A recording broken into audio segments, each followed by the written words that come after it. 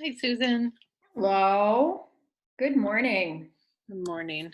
You are Harley today. I know, right? Harley was using my computer last. And is Harley your She's child? my daughter. My daughter. Yep. Hi. Hi, everybody, as you're coming in. Look at all you. Hi, Susan. There's Nick. Oh, Ellen, what a pretty picture.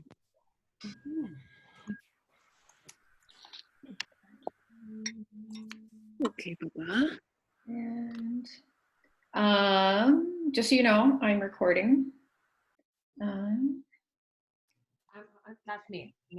Oops, I'm not on mute. Hi, I'm not on mute. Oh yeah, mute yourself if you like. Otherwise, it's up to you. But I don't think I have that control going. So, hi everyone. So here we are, our gallery. Oh, Pat. Sorry, I just went to. I don't know if you all can see Pat's picture. Pat, how do you pronounce your last name? Roan? Rogny. Rogny. Okay, so just like it's spelled.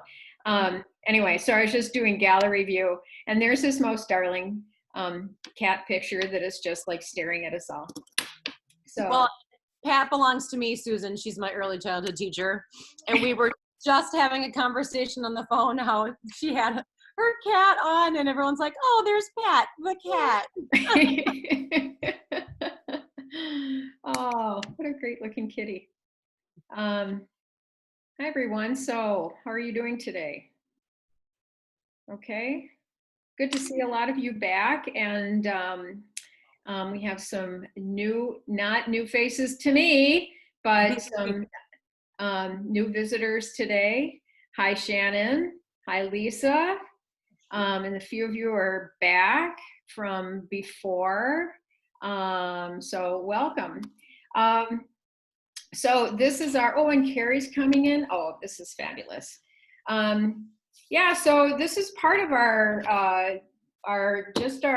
perfect parenting educators talking about, and early childhood people just talking about how things are going and sharing ideas and all of that. And so we are from our very first meeting a couple weeks ago. The conversation seemed to be an interest in a few things, sort of your active programming with parents and with families, and how all of that is going for you. And then also looking ahead to planning for the summer and for the fall. And so next week at this time, if you can rejoin us, we're going to talk about fall planning. Also, we're going to talk about fall planning on Friday. So if you can make either one or both. So our Friday meetings are at 1 o'clock, and that's going to go from like 1 to 2:30, because I know fall planning is going to be huge. So we'll have a little more time for that. And then next Wednesday at this time, we'll also talk about summer and fall planning. So so if you'd like to come back and talk about that. What we thought about for today was continuing our conversation that we started last week, and had some great ideas about just engaging families and what that's like for you now, and any observations that you're having about families accessing technology, or just being completely what was it somebody used the other day, COVID, Greta, what was COVID COVID fatigue, that's it, yeah. Or families just experiencing COVID fatigue or whatever. So we'll talk a little bit about just what your experiences are with access, and what that's been like. And then also, if we want to talk a little bit about, since we're using Zoom, and I know a lot of you are using Zoom or Google Meet, or what's the other one? Microsoft. Somebody's using Teams. It's Microsoft Teams. Yeah, Microsoft Teams. Yeah. So, and there are some similarities. There are also some differences. But maybe to talk a little bit about how that's going for you using some of those devices and things like that. First of all, however, let me just see who all is here. So if you over in the chat area, I assume you are all familiar with Zoom and chat. If you'd put in your name and maybe your email address, and the only reason I'm doing that is I sort of have a running list of people who are participating so we can kind of continue to network. And here's my icebreaker question is, and those of you here on Friday, you already did this, so you have to come up with a new word. That's my rule. It's my party. It's my house, my coffee, my rules.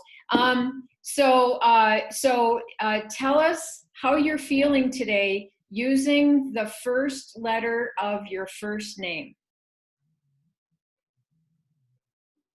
So you can write that in the chat.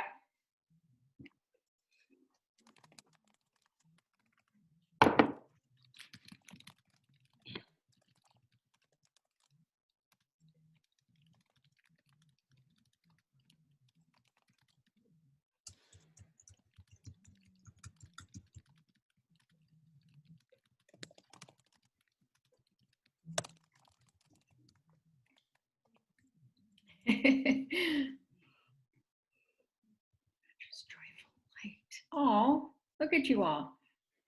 Awesome, glad, spunky. Shannon, I totally get it. Yep. Excellent.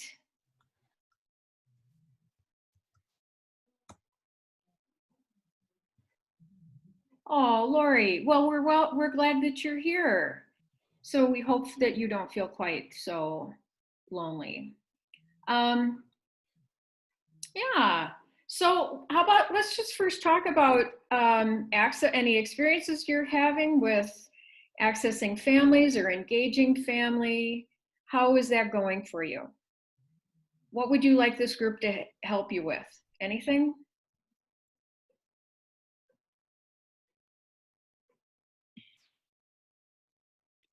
I have a question about online planning, and we're struggling with accessing families. They seem to be having that COVID fatigue. Like they're just kind of done. And we offer, so we did it a little bit differently. We offered on Thursdays, just like drop-in times, 3 times throughout the day. For about 45 minutes, and they could just come to a Zoom meeting.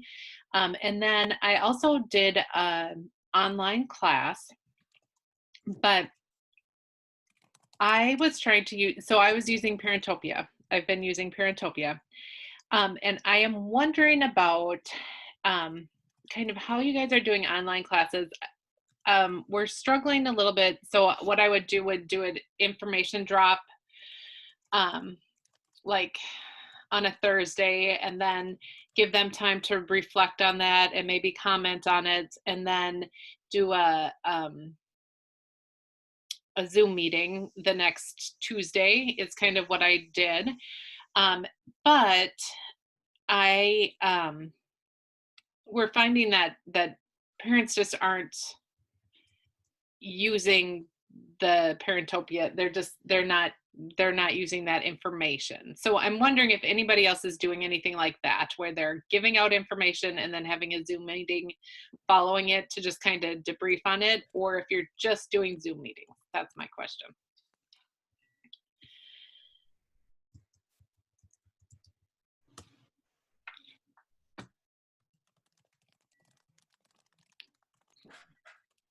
I've only been doing Zoom meetings, and we scheduled them when it worked for the parents, which tended to be during their class time.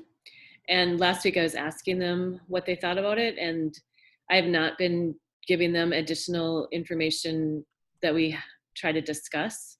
But I'll ask them a question, and then we have been sending out like a paper copy of a distance learning plan, is what we call it, with activities for the kiddos and then stuff for the parents. And they like to just be able to connect and talk about whatever they need to talk about. And they're really glad that that's all we've been doing, because they're just overloaded. If they have children at home that they're distance learning with, they don't want to think about anything else.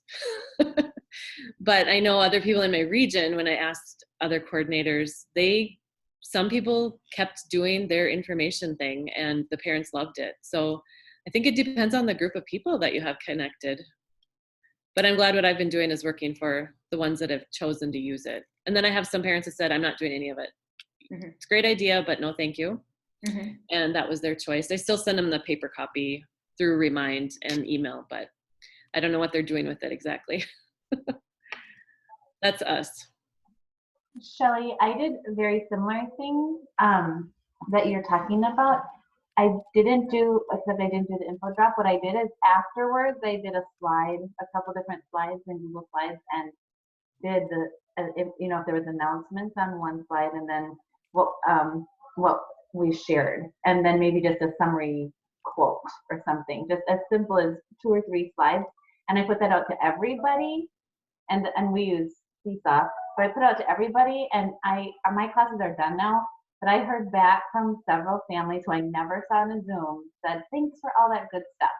So I think some people are going out and looking, and what the doing it afterwards did was kind of like, my hope was, this is what we talked about. This is maybe what you missed, instead of just, here's some information. I don't know. It's just a thought. It's a little tweak. It's nothing's perfect. And same with you, Lisa. I had people that never said at the very beginning, I'm not doing any of it. And some that just, you thought would show, and they didn't. It's a variety depending on the group. Hopefully that's helpful. I think it's probably important to be able to let families know that we'll say we want to offer you a Zoom. We're going to offer you some reading material. Don't feel like you have to do all of it. Don't feel like you have to, take the pieces that are working for you and leave the pieces that aren't, and the families that are like, I'm out. I got 3 elementary age kids. I can't handle it. I had a lot of families. We're done now too, but we only did Zoom. And, I would upload resources if we talked about it to a Google Drive. But, a lot of families were just like, it was just really, really nice to talk to other parents. That's really, that connection piece was the most important part for so very many of them. And we did back-to-back Circle Time and Parent Ed, which we found from our surveys that parents said they didn't love it, simply because it was too hard to, get their kids situated so they could do parent time. We kind of took a 5-minute break and it worked. But if we continue in the fall, we're going to separate the Circle Time with the kids from the parent time and probably do a nap time, parent time. But I do think it's important to let them know that, hey, we're offering this stuff, and here, take what you want, leave what you don't. Yep. Ellen, did the parents all had access to Google Drive then? Oh, you're muted, Ellen. Sorry, thanks. That's okay. I put everything in a Google folder. They didn't have to have access to Google Classroom or whatever, because you can't do Google Classroom unless everybody has a Google account.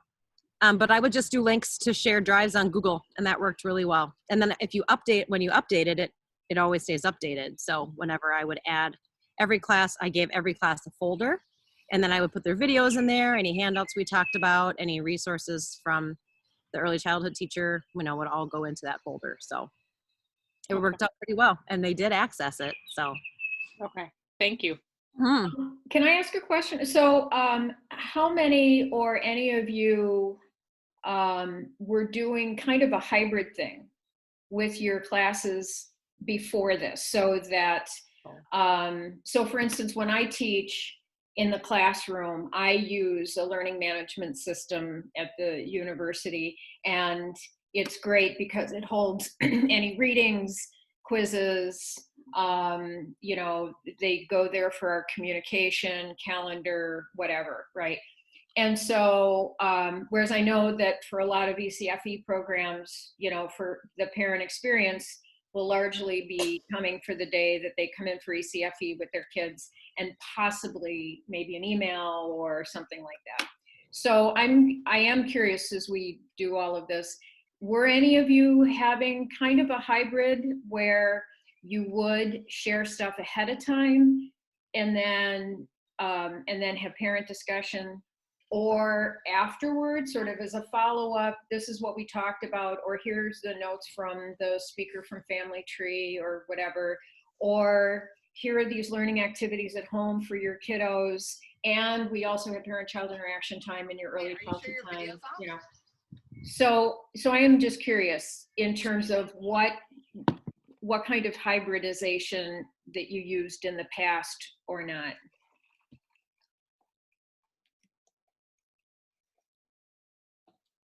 So Greta said, okay. So seesaw, Greta, right?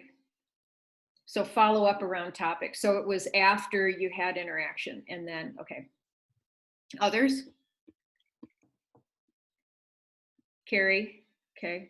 Email them ahead of class, mostly as follow up. Kim, how did you use your Facebook group? Parents don't always like a lot of paper. So I would just, like, if we were discussing a certain topic and I had extensions, I would put, we have a private Facebook group for the classes. Yeah. So each class has their own group and we would just post the information there so they could come back to it. Okay. Okay. And then Sarah, to email ahead or after the topic emails. Okay. So kind of priming the pump, or afterwards, kind of some follow up. Okay. Okay. Emails before or after. So how does all of that relate to, and then Ellen, I want to have a specific question. With your Google Docs, were you using those along with your face-to-face classes? Yes. So anytime, you know, there are a couple times, like for instance, hang on. I'm eating lunch. I don't think you guys need to see me chewing on my lunch. So I keep turning off my camera. You know, every now and then we get to a topic. And so on the week when we got, you know, a lot of families still wanted to talk about sexuality, I just said, okay, you know, I have some handouts that I would provide for you, and I put them in your Google folder. So it worked, you know, it worked really well. And I know that not every, well, and then, you know, I also did a resource list for, you know, families for support in quarantine. And anytime someone told me about, you know, a webcam at a zoo, or, you know, drawing with Mo Willems, I would put all that together. And as a, just for giggles, for our survey at the end, I said, did you access the helpful links for quarantine in your Google Classroom folder? And quite a few people were like, I didn't even know about this. And I was like, oh, I told you guys every week. I had a folder where I was putting things. So, you know, the people who are going to access it are going to access it, and you can put it there. And a lot of families are they're overwhelmed, you know, but some of them really did say, hey, I went for looking for that, you know, handout and I didn't see it. So there are definitely some who are using it, and I'd rather it be there for those who use it than, you know, otherwise. Yeah. So. Yeah. So what I'm hearing is kind of the making materials available, but not expecting everybody to access them in the same way or in the same time, but kind of the consistency of making information available beyond just whatever the face-to-face, even if it's a virtual face-to-face interaction, that there is some kind of additional resources families can get to before the class, during the class, after the class, or whatever. Okay. And that it may be an advantage of that is then you're covering kind of the waterfront of all sort of parent types, of the people who want more they want more information online, they're able to access it. The people who aren't able to attend face-to-face, they're still able to get to the resources from the meeting. Yeah, so kind of it helps to, and my last question about this is, how hard is that? So as a demand on you as a professional, so all of this is in addition to, right, what you're doing face-to-face. So how was that experience? Was it really demanding of your time? Not a big deal? Kind of depends on the technology, depends on your time. How was that experience as sort of an addition to? facilitating discussion? I feel like it was a lot of time.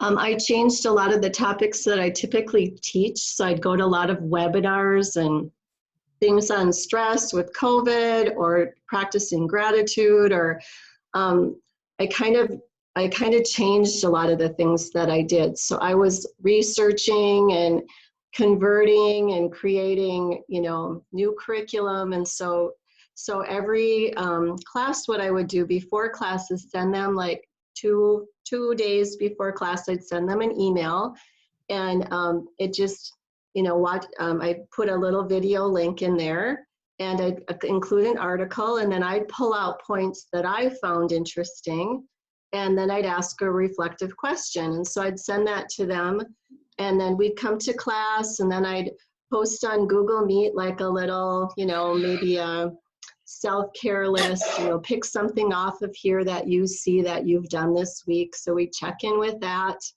And then we talk about the topic. However, when I kind of solicit them, did anyone get a chance to read the article or watch the video? I would say maybe out of 11 people, maybe 2 would say, watched the video or read the article.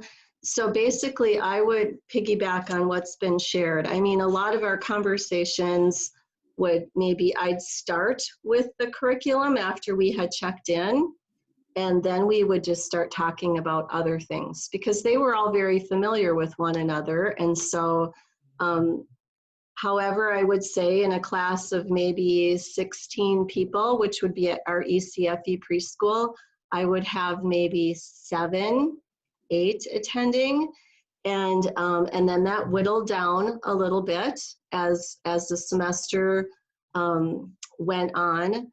And then I would usually have 2 or 3. We'd take up the whole parenting discussion time, but the 2 or 3 that would hang in there were the quieter people in the group when we were in the physical group.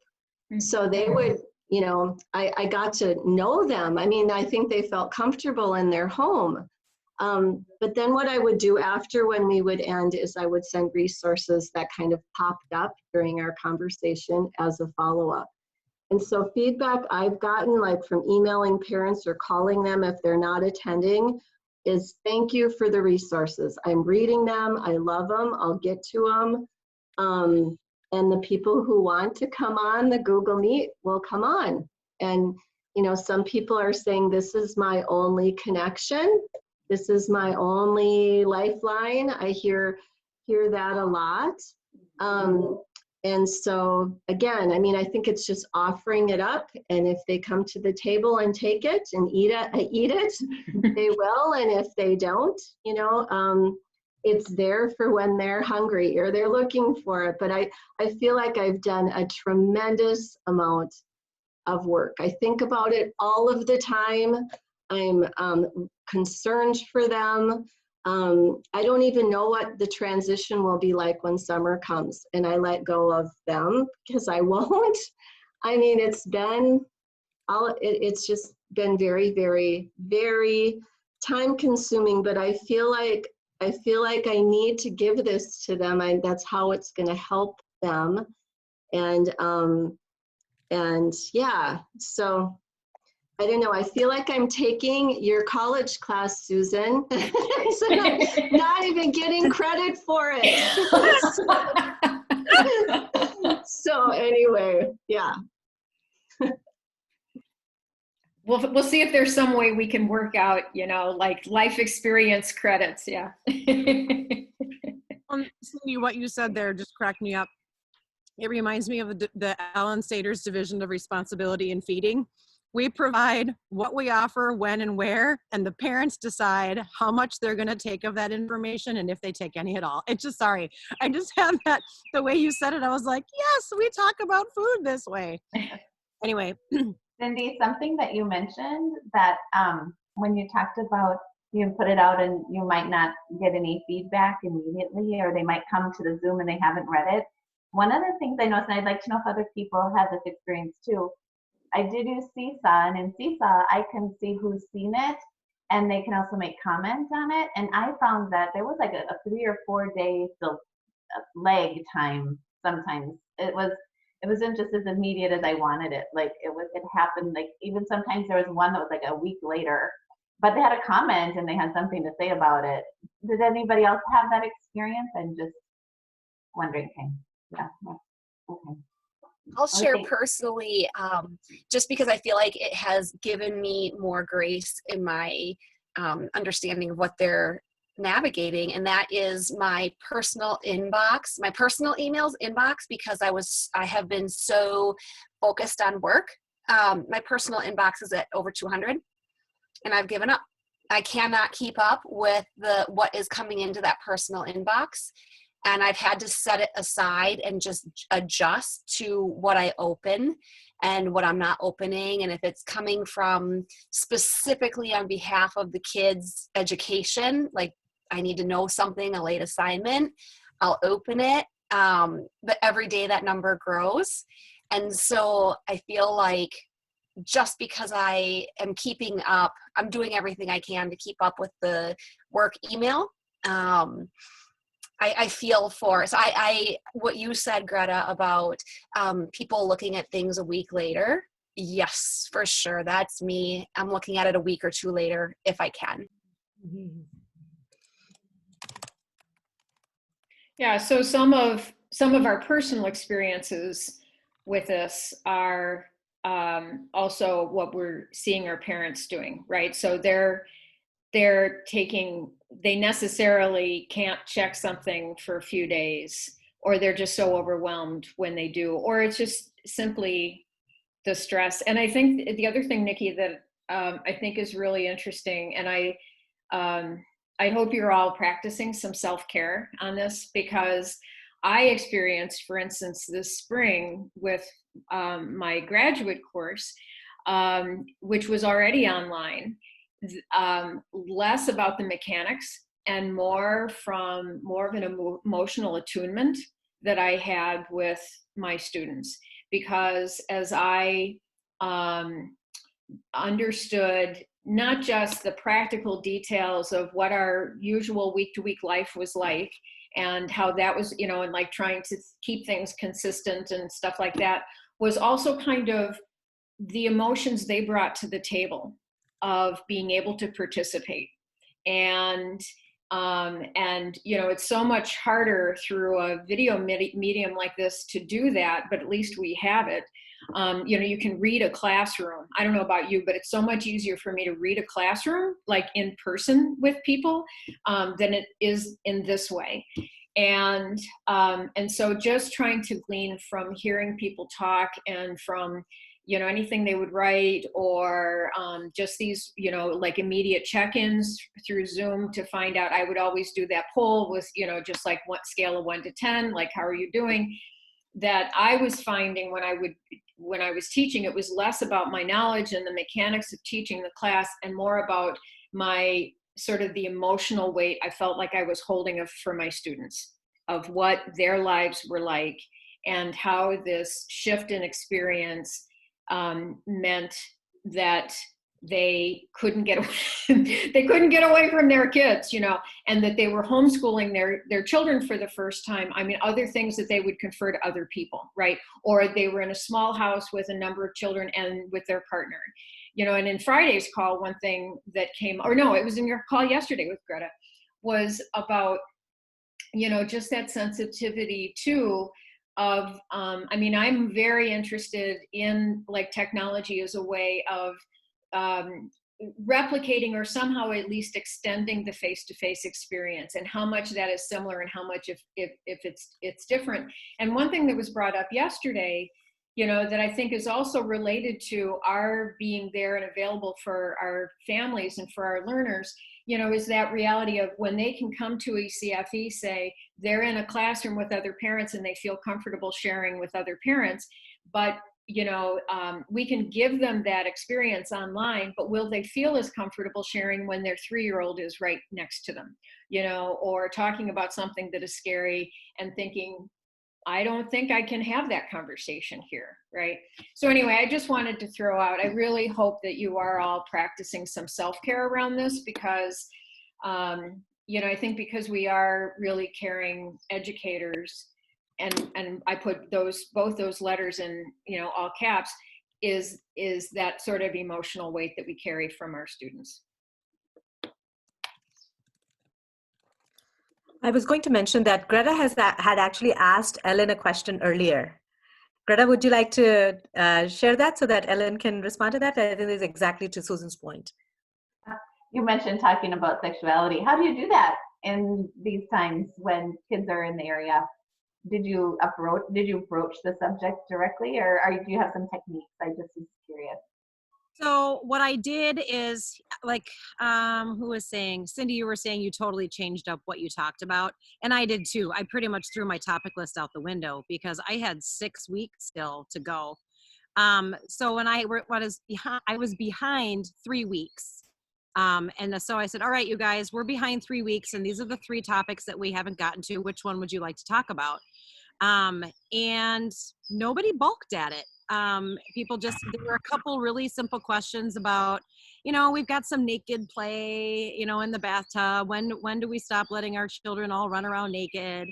And I just, and for any families who weren't ready to use body parts, I just said, label them what they are called anatomically. So, you know, I was mindful that there were little ears in the room. Mm-hmm. A lot of my families, I did recommend that they wear earbuds. The sound quality is better. It picks up less. And so honestly, I feel like if we need to continue this, I might make that a requirement and just say, please obtain earbuds, because it's true. And I mentioned in my email to them, like, we're not alone. We're not in a room anymore with a Right. closed door. Mm-hmm. And so, you know, watch your language, you know, because sometimes parents will use, you know, language in the parent ed room. Not terrible, but they'll just be like, you know, whatever. But I think that is something worth considering so that parents do and can share and have, you know, comfortably what they said. I also would have parents write in the chat, the child I have a question about is sitting on my lap. How do you help a clingy child? You know, so it was really funny. And so parents did use that really a lot, actually, when said child was lurking. That's a great idea about the earbuds and how to use the chat. I love these ideas because it's tricky, because we're not only talking about sensitive topics, but you're just talking about siblings getting along and relationships, and they're right there, and you're saying, well, this one is always doing this, or it feels like they're always doing this, and this one's always, and they're there. I think that's not respectful for kids, and it's so I love those ideas. Thank you. I had one mom who went out to her car to get away. Yeah. She was like, well, I was at the table, but the question I needed to ask was about that one. And so she was like, I'll be right back. And I see her walking. Oh my gosh, I'm in the car. Can I ask my question? So sometimes they were really creative. You know, it was neat.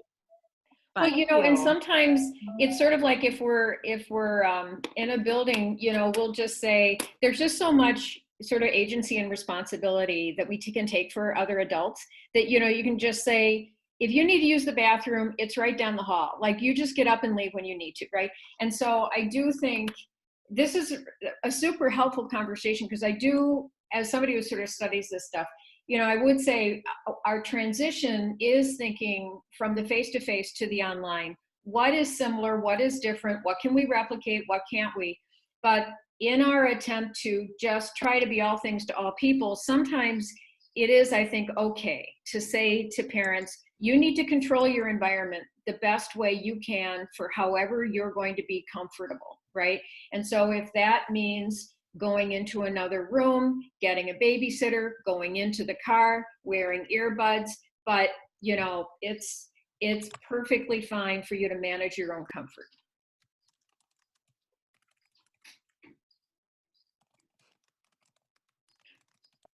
I think when I'm thinking about it, Ellen, thank you, Susan, for saying. I was reading Ellen's thing over here.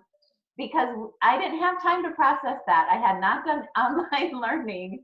I didn't know how to start this when we had those 2 weeks, but I was just learning what Zoom was and what, you know, all these different, you know, TikTok or whatever, all these things. And so I didn't have the time to think, how do you present this to people and what are all the considerations, right? I didn't have time to do that now. And that's, I guess, why I'm so glad we're doing this now, because if in the fall we have to do some of this, even if it's a hybrid or something, I'm going to go forward so much better than that first time. Oh, that was just really hard. And so now, thank you, everybody, for sharing, because it helps. It helps a lot. I love being able to set up the beginning of a meeting or even a beginning of a session of several meetings with some great processing already having happened and presenting it. And it'll just take more of the speed bumps out. I love speed bumps that are like they ask a question that I don't know. I don't like speed bumps where, shoot, I totally missed that. And that person I wasn't aware of the situation, or they never said anything because they did feel comfortable, whatever. So this is very helpful. Thank you. Good. As a result of our meeting on Friday, I shared, if you're on Friends of Family, I shared a link to Zoom small group setups, and also a link to Zoom support, because it's just, we can have these things and use them in the way that we are now and not even know that other features are available.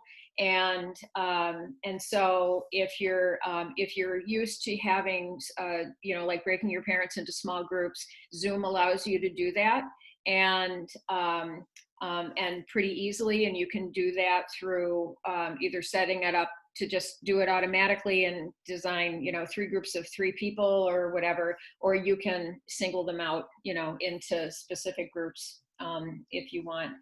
And then, you can set up polls ahead of time, and you can do that like in the setup for the whole thing.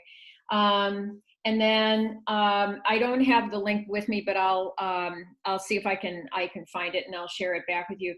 But there was an article. I get a lot of stuff from different education groups and learning technology groups, but there was a nice thing about sort of seven ways to make video conferencing engaging, and some of those tips involved, setting the stage, and like what are your expectations? Do you expect that everybody's going to be muted ahead of time, throughout the whole meeting, or and then having an agenda, at least walking through what you plan to cover.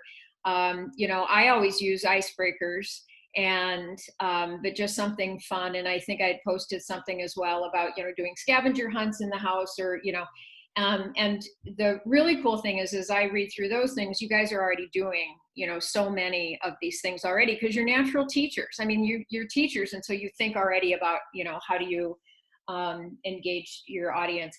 So, but when we're talking about now with Google Meet, you also can do chat.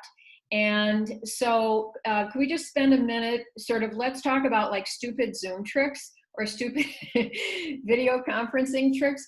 Have you used polls? Do you use the small group breakouts? Do you use chat? Do you use the whiteboard? Anything like that? What have been your experiences using some of these features of video conferencing? So I have a question. My district right away went to Google Meets and said that was what was being allowed, as Zoom had some security issues, and I have been advocating for Zoom because of the breakout rooms. Well, now I have a session that I need to facilitate on Tuesday evening. There's already over 50 people registered. And so this is an issue. I can't facilitate that via Google Meet. And I said, short of changing the whole format, I think we need to go to Zoom, which we got approved for. So we're using Zoom on Tuesday night. I haven't used it. And one of my biggest questions for other people who are using it, maybe for you, Susan, is when we break them out into breakout rooms, you can do random so that it, just choose, okay, we want, if there's 48 people, I don't know, 8 groups of 6 or 6 groups of 8. But my question is, if I'm assigning it randomly, if I put them into those same breakout rooms again, is there a way to make that group happen again, or is it going to be a new random assignment? You mean within the same time period? Mm-hmm. My understanding, and this came from having the mistake of shutting groups down, not what happened Friday. But, and then starting them up again was that people went back into their groups. Like the group they were in before, they went back into that group. Yeah, I don't know. What is the rest of you? What have you experienced with that? Anybody? I mean, that would have been, Susan, that the group continued because we all went away, but then it knew that we were already in a group. But maybe Nikki is talking about if they came back from a group and then can she actually send them back a few minutes later to the same group? No, and that's my point. I Yeah. mean, my experience with that is then when I reopened the groups, they went back to the same group. I mean, Oh, they okay. went Okay, back- because you reopened. Yeah, that's a good point. Yeah. Yeah, so you basically reopen the room again. Right. And so they're already in that assignment. So that's what I'm thinking. But you may want to read the Zoom support information about breakout rooms just to be on the safe side. Yeah. Or have a plan B in case they're not, and, you know, tailor your question so that it doesn't pre-assume they were in the same group the last time. So. Others of you, in terms of using how you use Chatwell, Chatwisely, polls, breakout rooms, whiteboard.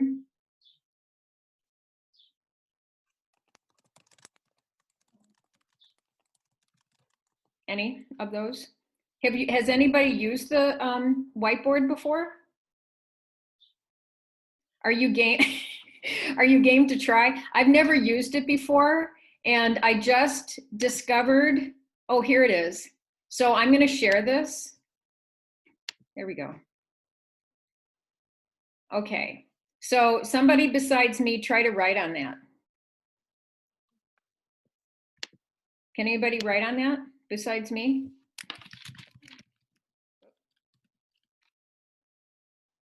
I'm trying and I can't. It won't let you on? Okay, It just says we're viewing your screen. does it? Okay.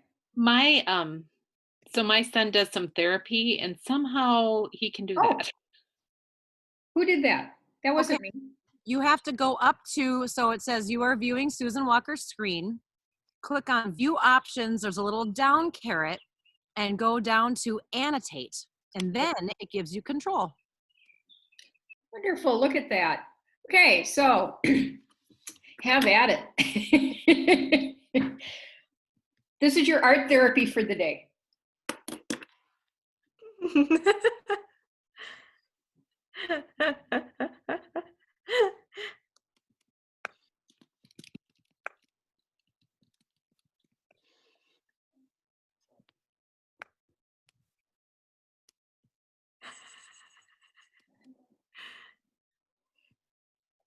How have you used that in the past then, Susan? I've never used whiteboard before. Who's making all the hearts? Oh, there. Up Me, there's I'm the making menu. hearts too. Love. it. Is that the stamp feature? Yeah. Yeah. Like it. That's a really quick option. I don't think you have that option in Meet, do we? I don't think anything. I like don't think so. that. If you want to do a whiteboard, you have to pull it in off of your So, computer. I'm right? sorry, whiteboard is in, is it in Zoom? It is in Zoom. Where is it? Nice. I've never found it. Okay, so I'm gonna stop sharing. Yep. Okay, I'm gonna bring us back here. Okay. And so I had to look this up. So when you go to share screen in the little thing at the bottom, when you pop that up, it should give you the whiteboard option. Okay, so because you can click where you're sharing your screen, you can also click where it says whiteboard. And then did somebody write down how to the participants can get there in the chat? I can. Okay. Oh, Yeah. that- So it was click on the view options. yeah. Yeah, let me do that at the top. And Yeah. So there you go. So you have that, and then and as I mentioned, setting up the groups. You set that up when you set up the meeting. So if you go through the things like the date and stuff like that, and all the little check boxes at the very bottom, there is a thing for oh, I'm sorry, no, that's, sorry, that's the poll. But the sharing the screen is open to anyone. I mean, that's like, it's not a special feature. It's just they're part of Zoom. And I check sometimes because we get it through the university and they pay, you know, like I have to check to see that it's like it's a feature for the common person, and it is. So I have another technical question, and that has to do with the polling. So the polling should come up when you create your meeting, and in mine, when I set something up as a practice, it did not. And so I Googled it to see what I needed to do, and it said it was in the settings. Under account management, that's different than settings. So I went under account management and learned that the account belongs to our district, and I could see who owns the account or who manages that account. Anyways, I went into my own settings to make sure that the polling option is set up. It's not there. It's not something I can select. I do not have polling. And so I have now an email in to the person on the account management in our district to ask him if he can enable polling, so that on mine, when I go back to my settings, I will see polling. So I just wanted to throw that out there and find out if anybody else has no access to polling or what you've done about it. I'm glad that I'm trying to figure this out now and it's not Monday or Tuesday.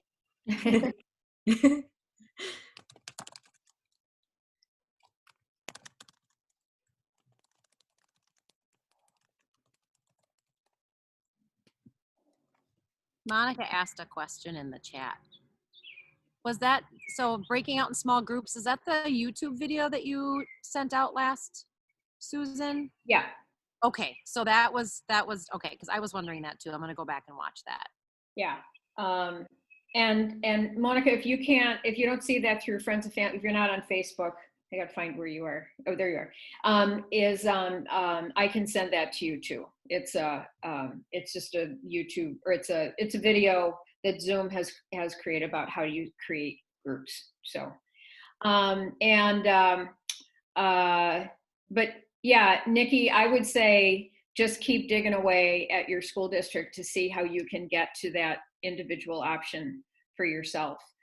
You know, if worse comes to worse, there are external polling polling programs that you could use, and then have everybody on their phones and weigh in, which would be clunky, but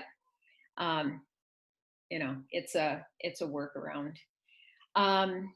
And then, and then the other thing we also discovered last week, and I think maybe Ellen, you had done this.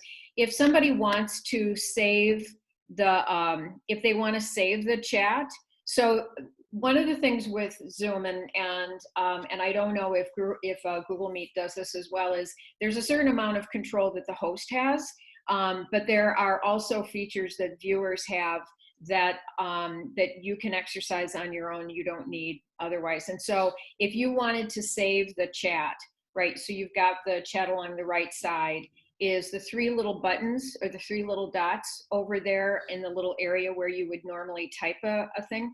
You can click on that and you can click on Save Chat. And then that will put on your computer a .txt file. It doesn't look very pretty, but it is a complete readout of all of the chat. So if there's email addresses or a link, or you just want an archive of the discussion, you know, that's there too. So that's possible. Let's see, saving the chat needs to be enabled. Oh, thank you.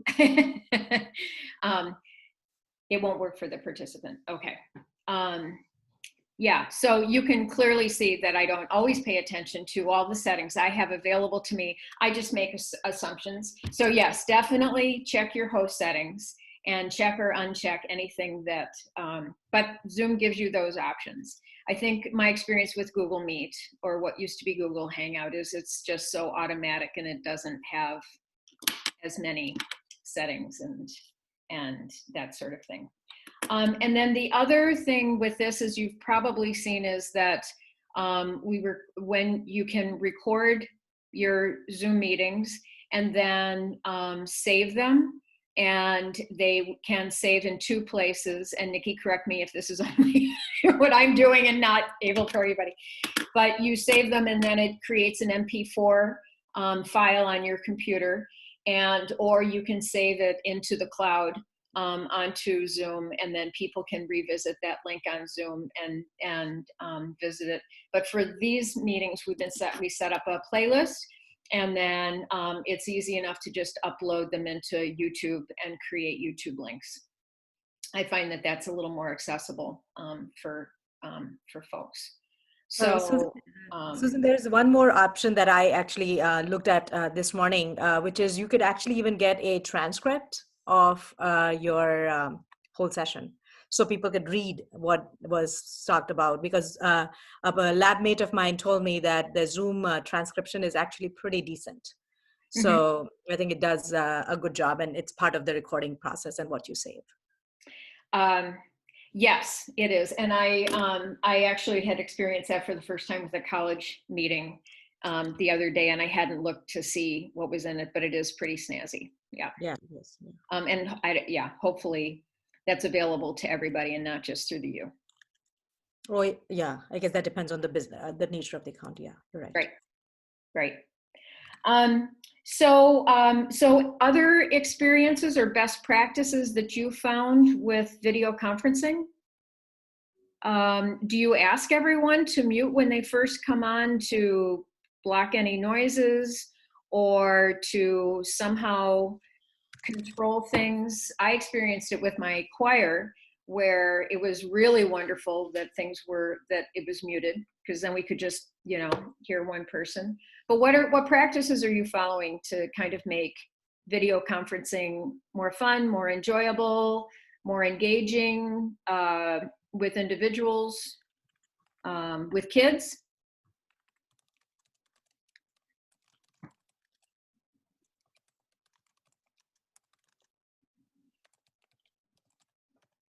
Yeah, before we started, I always just reminded, if there were families who didn't have their mute buttons on, I would be the host for our early childhood circle.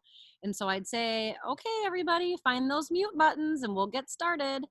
And then sometimes families would bump it and it would unmute, and I would just mute them. And sorry, I mean, if we're trying to do circle and they're singing along and it's delayed by 3 seconds, it really discombobulated my early childhood teacher, and she would pause and wait. And so I was like, mute. So I got to a point, you guys, where I was just like, okay, you need a mute button. You either forgot or you're not paying attention. And I just took the control into my own hands. Maybe that was wrong. But, at the same time, if people forgot and then walked away, or kids, sometimes parents would go and deal with something else and leave the child, with the iPad, and they'd be poking things, and nope, mute. I don't know, I'm host. I guess I kind of feel like I feel like it's kind of the same as saying, I'm sorry, you guys, I can't hear what they're saying. Can you? Yeah. Yeah. Like, yeah, exactly. I kind of consider it like a side conversation. Hi. Yeah. Anyway. Yeah, that's one of the things I really appreciate about Zoom, is when you're the host, you're able to mute everyone and unmute and mute on a regular basis, which I do find that I do for the circle times, and then also for any distractions, because people don't realize that they've unmuted themselves, and it does become incredibly distracting. So I use the mute button as a tool, a pretty significant tool, both during circle time and during a parent discussion as well.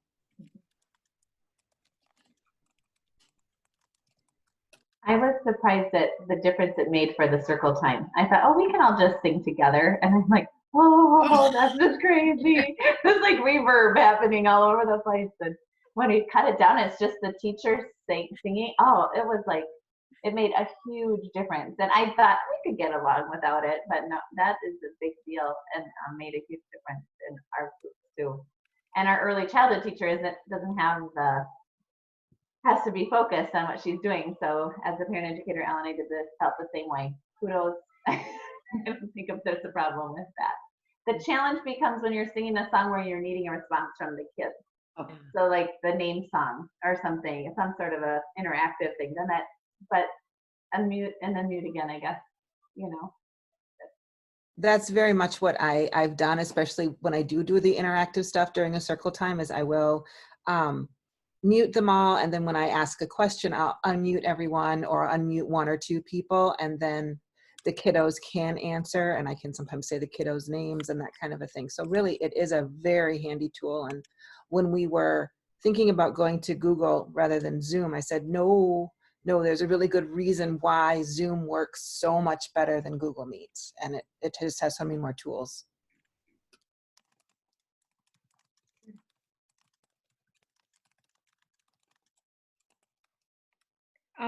So is anybody using Microsoft Teams?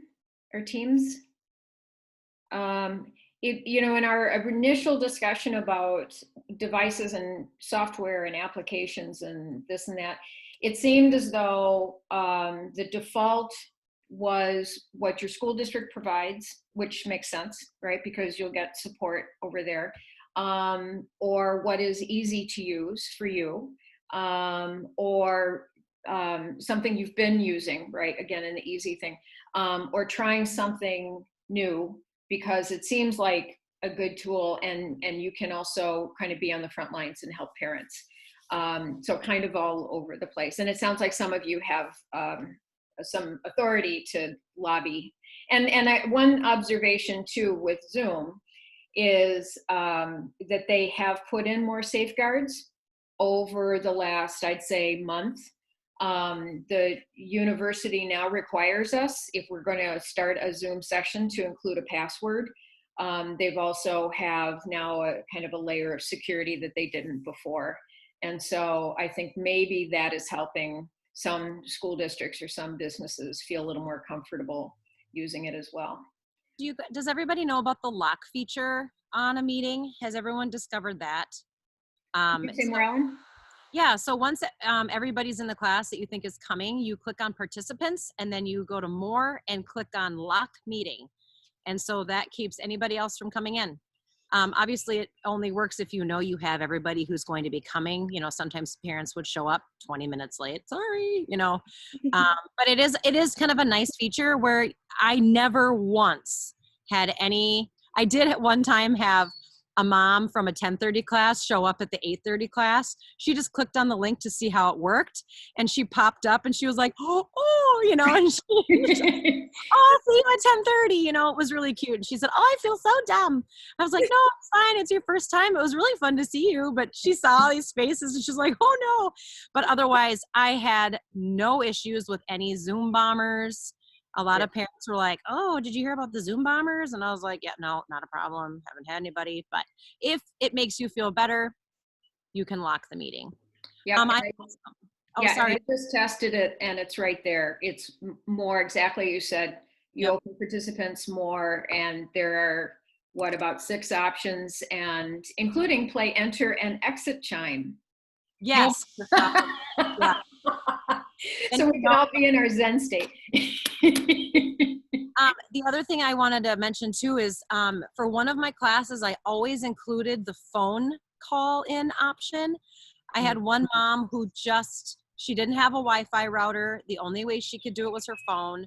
Her phone was old. It was not, it would not connect, but she was able to join us via audio every time. So that worked out really well. So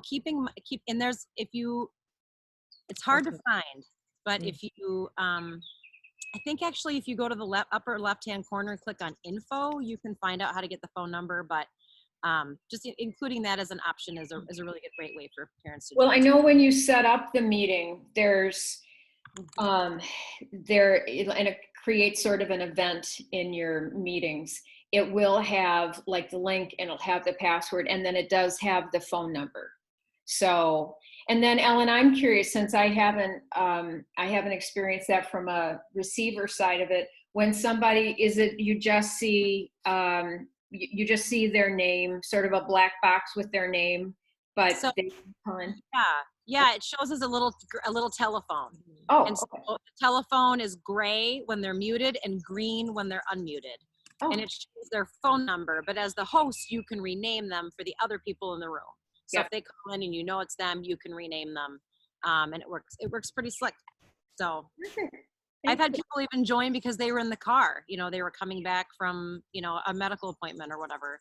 And they wanted to join, and it worked out really well. So Yeah, I mean, the other thing is, I'll just personalize it. Like, I don't have data on my phone, and so if I'm walking, I couldn't participate in a call, but I could in a phone call, right? So I could be in that way. Yep, good.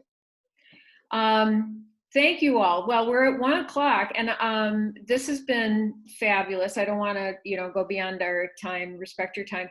Again, this will be this is being recorded, and we'll make the YouTube link available, as well as the chat.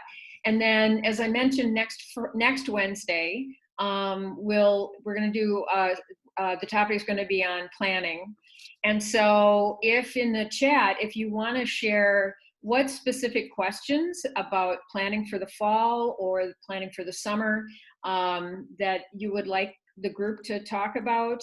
And then also, I do anticipate using the breakout rooms. And so if there's some natural breakout groups that you think for fall planning would be useful, you know, yesterday we were talking about it, maybe folks are coordinators, you know, or whether it's by region or you just want sort of random groups. But I think having smaller groups for discussion on planning will be useful as well. So if you don't mind, you know, share some of those thoughts in the chat area too, okay? But thank you all. I hope this is useful to you. It's always wonderful to see faces and hear voices, and I am so heartened by oh, Ellen, yes. No, Friday's session, Ellen, is on planning. So yeah, the Friday group is like one, they're doing it, yeah. So the Friday group is also on fall planning, and then this group next Wednesday will be on planning. Yep. thank you for providing two options with the same topic for two times. That's awesome. Because I had to work last Friday, so this was great. Good. Yes, easy enough to do, right? It's well, thank you all so much. Again, it's been great to see you, and I really appreciate your participation. And you know how to reach me, and we have your email addresses, and I'll send something back out to the full group. And we'll just see how long you guys want to continue to meet. So thank you. Yeah. Thank you. So have a great week, everyone. You too. Thank you, Susan.